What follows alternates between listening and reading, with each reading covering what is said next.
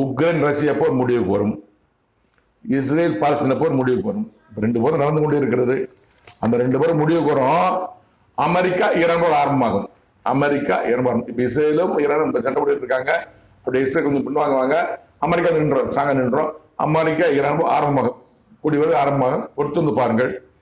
3ஆம் உலக போருக்கு அப்போரே ஆரம்ப போராகவே இருக்கும். 3ஆம் உலக போருக்கு அமெரிக்க ஈரான் போரே ஆரம்ப போராகவே இருக்கும்.